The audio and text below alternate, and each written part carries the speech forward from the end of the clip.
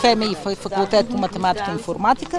И това е теория на вероятностите с показатели и статистически данни, които съм извадила от 7-8 източника. И какво трябва да реши тази задача? Тази задача трябва да реши колко е вероятността да се случат 4 случайни събития едно след друго, да няма връзка между тях, да е напълно случайно. Каква е вероятността? И вероятността в случая 1 на 105 трилиона. Значи британски учени са изчислили, че вероятността да падне метеорит с размер на планина и да унищожи Великобритания, това е възможно да се случи веднъж на 100 милиона години. И това е 3000 пъти по-вероятно, отколкото всичко тук да е случайно. 4-те събития са, да кажем, че това съм аз, лицето Хикс, нали?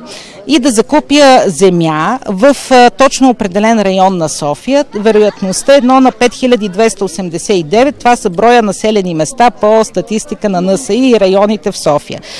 Когато секретар е определено лице Хикс, след това тъщата на същото лице да стане на този район, да работи там и тя също така да ми помага, вероятността е 1 на 1 милион.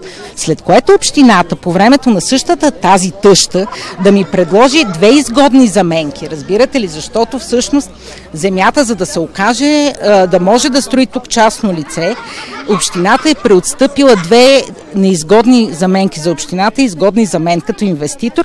Все едно се мести, така.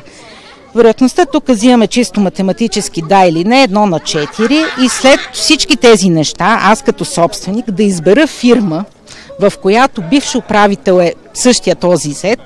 Фирмите в България, които мога да избирам, са 4910. Взимайки формули математически, изчисляваме, че тази вероятност, която вече казах, 1 на 105 трилиона.